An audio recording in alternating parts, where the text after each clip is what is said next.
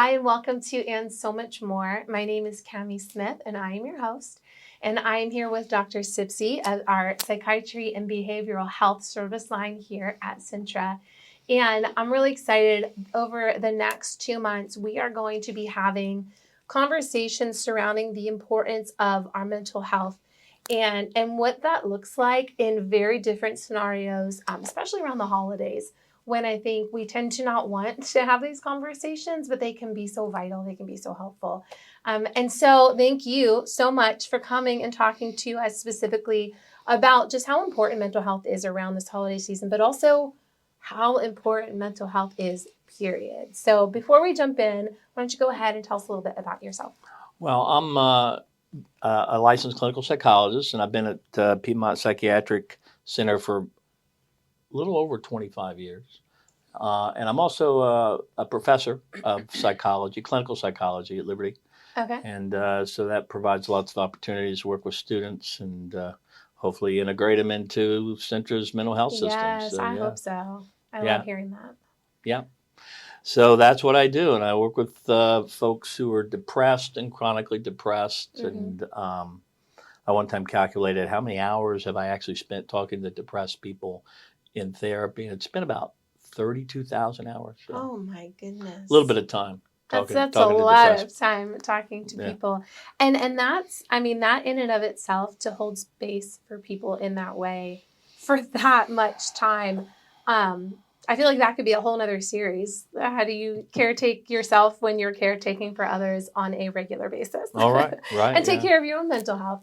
And you know, one of the reasons we wanted to talk about this specifically is because we do our CHNA, our Community Health Needs Assessment, every 3 years, and over and over and over, there is an identified mental health crisis in our entire health system area, not just Lynchburg, not just Danville, not just Gretna, Bedford, all of the places. It is so prevalent, and we need to talk about it. It's so important. And I think depression specifically because we think depression looks like X. This is depression. We see it portrayed in movies and television shows a very specific way. And it doesn't always look that way. And so why don't we start with just defining what is depression? Like clinically, what is depression? And how do you know when someone comes to talk to you that this is what they're walking through? Or do they come to you because they already know that? What does that look like? Well, I mean, clinically, where I'm at Piedmont Psychiatric Center, usually by the time people get to me, they've already been diagnosed with depression, but and they haven't responded to treatments, right? So, so it's we're usually sort of secondary or tertiary treatment that they've failed some other treatments and haven't really responded to things, and that's when we tend to get them. But so you're like the big guns. You got to bring in the big guns. Well, it's kind of there's different stages of trying to get help, and hopefully, if people aren't getting better, and we'll talk about some of the things that help. But what depression is, it's a mood disorder, really. It's an emotional disorder. But with depression, you get this change in your mood where it goes, you're either sad or you lose your interest and motivation, or both, right? Okay. So you need at least one of those symptoms that shows up and lasts for at least 2 weeks, every day, most of the day. Okay. So now sometimes people feel sad on and off, but it's not every day, or it's not lasting the whole day for the most part. Yeah. So you got one of those, at least one of those two symptoms, and then, a total of 5 symptoms just to meet the criteria. So one of those plus like a loss of energy, loss of appetite, changes in your sleep, feelings of hopelessness or helplessness, and feeling worthless, and a lot of times suicide thoughts come into that. Yeah. So there's a bunch of combinations of symptoms that people can have, but the key is that it sets in and it stays. So it's not just like a day or a couple days or a little while. It sets up, and it starts to really interfere with just how well you can function, right? And most of the time, you're going to also have anxiety with it. So in addition to feeling kind of sad and down and unmotivated, then people start to feel really anxious too. That's a very common part of depression.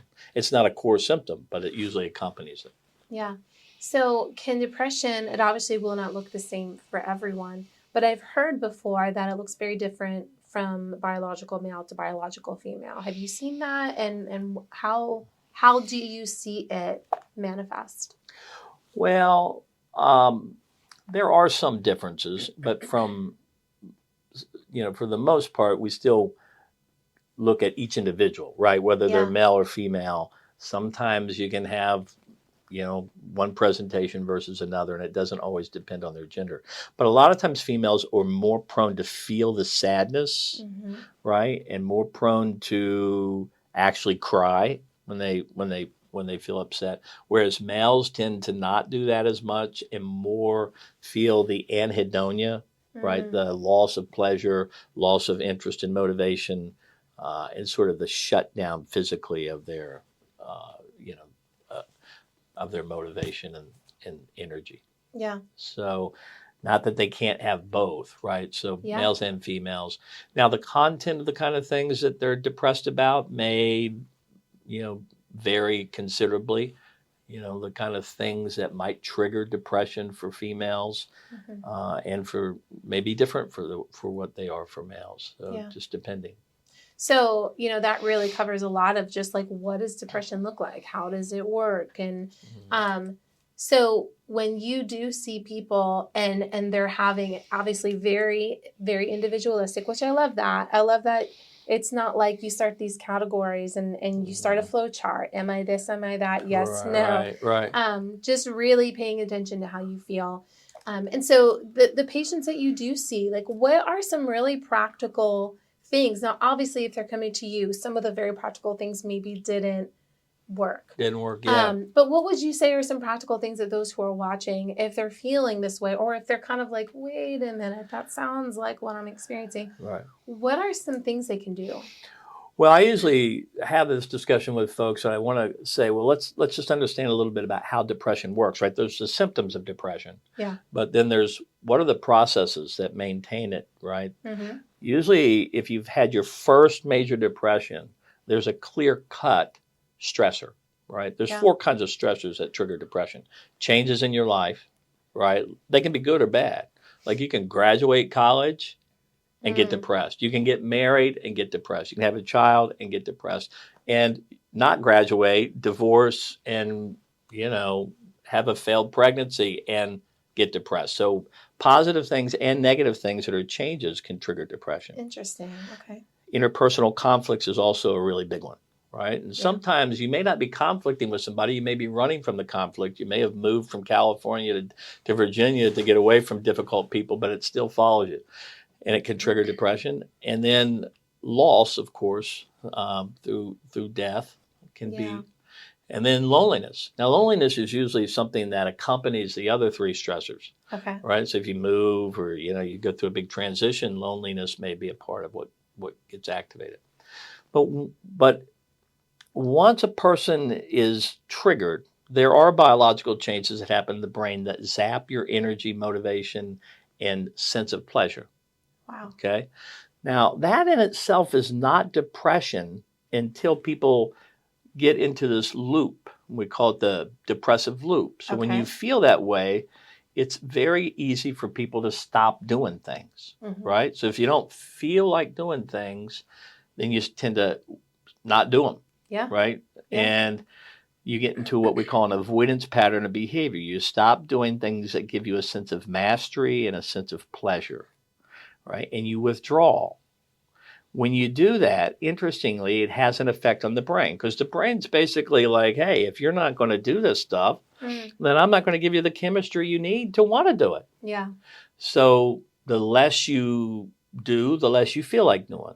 The less you feel like doing, the less you do. Now you're in the loop, right? And then once you get into the loop, then you get stuck into these patterns of ruminating like, why do I feel so bad? What's wrong with me? Why do I feel so bad? What's wrong with me? You get stuck in that loop. Spiral. And worry, which is another pattern. What if it never gets better? and helplessness, nothing I do will make it better. Mm-hmm. And hopelessness starts to build in, and then suicide thoughts can come in. So that's kind of how depression works. Wow. So what we tell people is that the primary weapon that it has to get you down and out is this avoidance pattern. Yeah. Right? So no matter how badly you feel, see, depression is going to try to trick you into believing this lie. Yeah. I have to feel better before I start getting back into my life. That makes sense? Yeah. So we talk about how you got to get out of your head and back into your life. Well, but depression says I got to feel better before I do. And see, that's one thing that we have to address. That's a cognitive distortion that's specific to depression. Okay. When people aren't depressed, they don't think that way. Yeah. Right? I mean, if you wake up in the morning, you don't go, "Oh, yes, cannot wait to get to work today." Right? You're not driving to work all. Right? People kind of know that it'll come. Right? Yeah. You get there and you start doing, and you'll get to work, and your energy and your motivation will come. Yeah. But when people get into the depressive loop or they're prone to depression, then they think, well, I can't do things. I ask depressed people all the time, do you feel like you can't do things if you don't feel motivated? And they'll go, yeah. I'm like, you imagine where your life would be if you actually believe that all the time, right? Like, I mean, how many of us woke up when we were kids and said, I don't feel like going to school today, Mom? And our parents go, oh, well, I guess you can't go then. Yeah. Yeah, it's true. Right. So it's unique to depression. So we have to help alert people that this is going to be. Okay. The basic thing is this is the first time you've been depressed, it's a little easier to help you identify what were the things that you did when you felt good. Yeah. What things gave you a sense of accomplishment or mastery? What kind of things did you do that made you feel connected to others? What things did you do that you found pleasure and enjoyment in? Mm-hmm. And we generate what we call a list of activities. Okay. And then we start to schedule them. Now, the reason we schedule them is that when you're depressed, you're going to wait till you feel like doing it. And we're like, that's mood-dependent behavior. It's got you, it's got a lock on you if you get locked into that. So you schedule it. And you commit to doing it for 15 minutes, right? Because you can do anything for 15 minutes with zero motivation or energy. Okay, yeah. Right? So you just do 15 minutes, whatever it is. Like you're not going to clean your whole house or the whole kitchen. You're just going to do these dishes or unload this dishwasher or clean off this counter. At the end of that 15 minutes, you set a timer. If you have no more energy and you feel just as bad as you did when you started, give yourself a way to go, you did it, and take a break.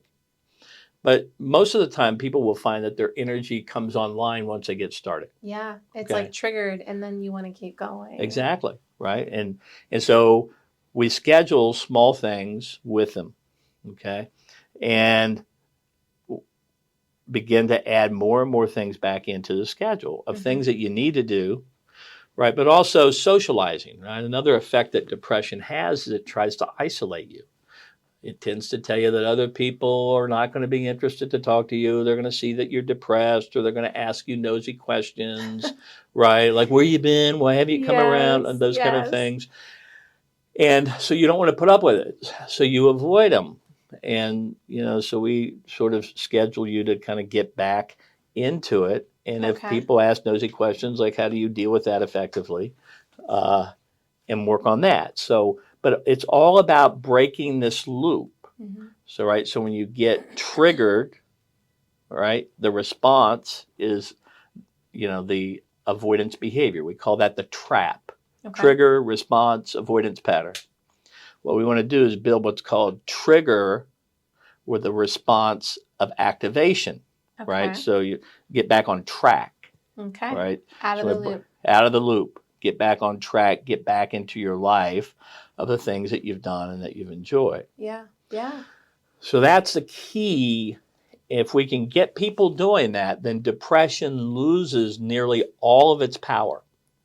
Now, you might still feel badly. You may have some things that are Yeah, upsetting you you. still need to work through some things. Exactly. Yeah. You may have some of those things. People may have memories. They may have loss that they need to resolve. They may have relationship conflicts that they need to deal with and effectively resolve. I don't want to take anything away from that. But you can't really work on those that effectively if you're in a really depressed state. Mm-hmm. So we want to take the wheels away from depression, take away most of its power so that you can then start to work on that stuff a little, more effectively. Yeah. That is so practical, and it's so manageable when you say it like that. For those who haven't taken the step to really get into like a counseling relationship, or they are maybe on their own and scheduling that thing, like there's no one there to say, did you do that thing? Right. I mean, what does that look like? Like, what is your encouragement other than go find some accountability? Or is that the answer? Is there like an outside component of this? Yeah, it usually helps to work with a therapist who's doing some form of either cognitive therapy, cognitive behavioral therapy, or impersonal therapies that focus on like getting you out of depression. Yeah. And breaking the depressive loop is one thing. Dealing with life problems, life stressors, unresolved grief, those are all really important, but won't necessarily break you out of the depressive loop. Yeah. Yeah. So that's one. The other piece is if your depression is moderate to severe, then we usually think that antidepressants plus medication are the best combination. Okay. Right? So if you're already taking antidepressants, unfortunately, they only get about 30% of people to actual remission. Mm-hmm. Okay. If you add therapy to that, you can get a lot higher rate with a lower relapse rate. Yeah. For people with mild depression, we do encourage them. In fact, the American Psychiatric Association now recommends that with mild depression, you don't necessarily want to start with medication. And it's better to start with an evidence-based therapy. Yeah. Because it's more likely to get you well and stay well. Yeah. Whereas an antidepressant for mild depression doesn't really beat placebo, and you would actually stay on medication longer. Yeah, I think that's important to note because I know I have experienced being referred to medication before immediately, and people in my life, and a lot of times when someone suggests you should probably go on this antidepressant, it's a lot to think about and to consider, and it feels like a relief, like a solution, like it's like, oh, okay, well, this is going to do something. And so I think it's important to stop and note that that might not be the best option in that moment, and to really stop and think, because that's a pretty heavy statistic you just shared. Yeah, no, it's not a one-off study. Yeah. It's, when the American Psychiatric Association just, has revised its, recommendations based on what they've seen in the research. And I'm not saying that because we want more people to come to counseling or to therapy, but we actually have a huge deficit of people out there. There's just not a lot of counselors or psychologists. I'm actually on the board of psychology for Virginia. Oh, okay. So we look at those numbers of like, well, how many licensed clinical psychologists do we have? And it's a staggering number of people that we have who are licensed, who aren't practicing. So like you said, sometimes the field can kind of burn people out, and they kind of... it's a lot. I imagine it's a lot. Right. Yeah. So we're trying to get more and more people that are available, but also are, offering evidence-based therapies. So, I'd hate to say that just every therapy is equal. They're not. There's some therapies that do probably a better job at helping with like depression. Yeah. You got some options available to you, though. There's a lot of good therapists in Lynchburg that know how to treat depression. Yeah, I love that. Yeah. I love that. So there are options. So I do want to kind of change gears a little bit, because even we really defined a lot of what depression looks like, how it works, what it can do to even our thought patterns, our brain waves, or firing. And so around the holidays, everything, I know, at least from my perspective, I don't want a blanket statement, our entire community, but there's a lot. Everything just kind of intensifies. Everyone wants you to be cheerful. Everyone wants you to come to their celebration. They want you to wear this, elf hat and smile in this picture. Or ugly sweater. Or ugly sweater contest. Right. And that can be really hard when there's something serious going on and you're carrying the weight of depression.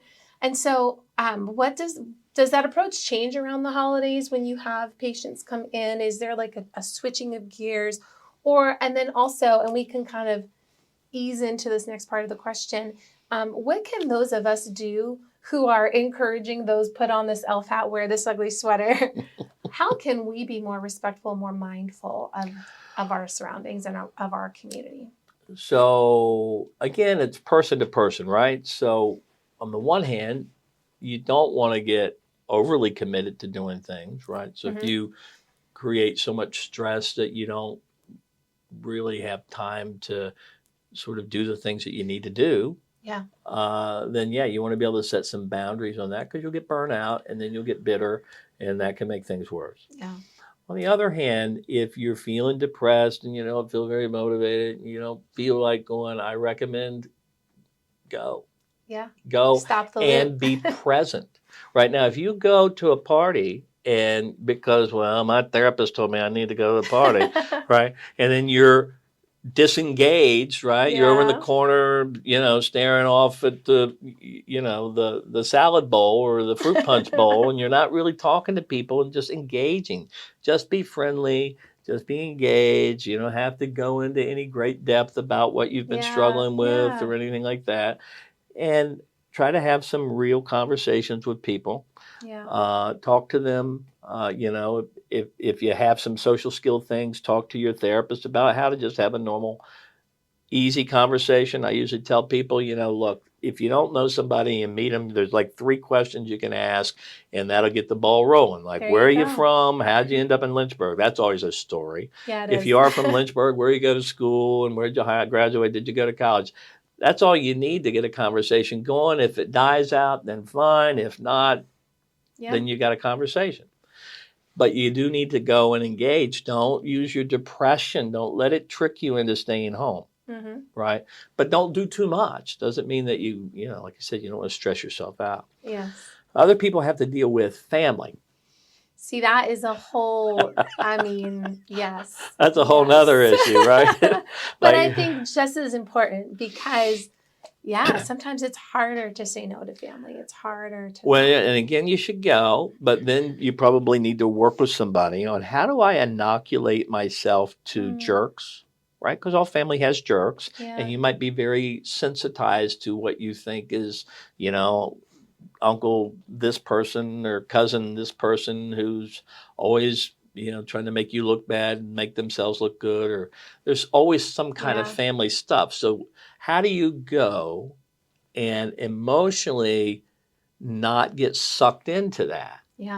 Right now that's a really important skill. For anyone. Right. Yes. So and it can trigger depression. You may not be depressed, but when you get around these people, it can pull for it. But our tendency is to say, well, avoidance actually will make things worse in the long run. So how do you get yourself, you work with your therapist to figure out how do I inoculate myself from other people's, rather unsavory behavior. I can be around these people, but not get kind of pulled in. Now that's a great skill to work on. And we usually tell people, though, like, for example, if you're going to go visit family and they're toxic, don't stay with them, right? If you can, go visit and stay in a hotel. So when they start getting toxic, you can go, it's been fun, we're going to roll. And then, set some serious boundaries. You got to really set some boundaries, right? So if you got a really toxic family and you're going to go visit them, then, do what you can to not stay with them, but visit. So you can go and eat dinner and sort of enjoy things, but if this toxicity starts up, see if you can stay inoculated. If you can't, then you can go, well, you have an exit strategy. You always go into these situations saying, oh, well, we're able to stay for this amount of time because we got this to go to. So you got sort of your out so that you're not Yeah. sort of committing to stay there for 8 hours, for 12 hours. You're coming to stay for a little while. Because those holiday gatherings can be so long. Oh, right. So you really want to set some contingency plans going into it so it doesn't look so disastrous when you're packing your bags to leave. Yeah, and maybe not even in a negative way. Maybe just knowing that that's how much you can handle right now. Right. And so go in anticipating. It's like putting on a mindset. Like, I'm going to go in there, I'm going to handle this, and I'm going to go. Right. It's just like any other form of inoculation, right? You got to get small doses of it to build up your tolerances for dealing with it. That's great advice. Right. So you're not going to just like go in and, go head first into the deep end. So what about for those of us hosting said family gatherings, or for those of us who are throwing the friend group Christmas party, or organizing the ugly holiday sweater photo? Again, it depends on it depends, right? Oh, you mean for somebody that you know who's depressed? Yeah, like if there's someone around us that we know that's something that they're walking through, how can we respect them? How can we be mindful of what they're walking through? Well, it's hard, right? Because it depends on how close you are to them, right? Like a lot of times people don't know, like if they're depressed, they probably don't want to talk about their depression. So, just asking them how they're doing, be engaging with them. If they're not super talkative, you can sort of talk with them and engage them just about life and what they're up to and how things are going. But, be friendly, but don't feel like you have to solve anything for them or, kind of give them any advice. In fact, advice giving might be the worst thing that you could do. Yeah. One of the things we learn as counselors and psychologists is, people may come and go, hey, I've been struggling with this, that, or the other. And I usually go, well, I know a really good therapist that you can talk, right? Because advice giving, people may want that from you, but giving the advice is always a double-edged sword. I mean, if it's just something like this person is a good therapist or this person's really helpful, but try not to get yourself roped into giving people advice. Yeah. And people don't want to feel like you're trying to fix them. Exactly. And so I think just being mindful, there's so much to be said for just being mindful and considering each individual. Right. Like you said, because it's going to look different for everyone. And right. And that's one of the things for if you struggle with depression, like how do you relate to people?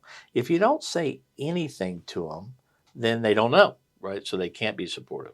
Yeah. But if you give them too much, right, and you kind of overwhelm them, then they're either going to do two things. They're going to ghost you, right? Or they're going to try to fix you. Scare them. And you're not going to like either one, right? Yeah. So you got to find that middle ground where you're able to, if you want to be honest, like, no, things have been tough for me this year, but I'm working on it, or I'm getting better, or I'm moving in the right direction. So it kind of gives them a sense that everything's not perfect and great, but I also don't need you to sort of rescue me or think that I need, some cheerleading. Yeah, I don't need a life raft quite yet. Right. And that way it's a little safer for you, and for them they can be like, I know things are hard, or they may know what's going on with your life and make those kind of comments, but don't expect too much from them. Yeah. Right? But also realize you don't want that much from them. Right? Because if they did try to rescue you, probably wouldn't like it. Yeah. No, this is all very, very good and practical advice. I hope that those who are listening really feel like, especially I'm sure, when I have a conversation like this, I think about specific people in my life who I know are walking through this, and having just some ways to respect them and love them in, a mindful way. That's gonna be a huge deal, especially around the holidays. It's a double-edged sword. When people get depressed, they withdraw and isolate. Mm-hmm. If you don't say anything to them, they will think, see, nobody cares. Mm. But a lot of times if you ask them like, hey, you ought to come up and, we'll share some eggnog, they'll be like, oh, well, I don't know, Yeah. right? And you have to be tolerant of both ends and say, well, I just thought I would ask, but if you want to come up, just let me know. I'd love to, Yeah. So at least you've reached out to them. They may or may not take it, but not reaching out isn't necessarily what they want either. Yeah. So just be aware of that. Okay. Is there anything that we haven't already talked about that you feel is really important to mention as we're talking about this subject? Well, I mean, I guess the last thing is that, I mean, anytime you're talking about depression, people can start to have suicide thoughts.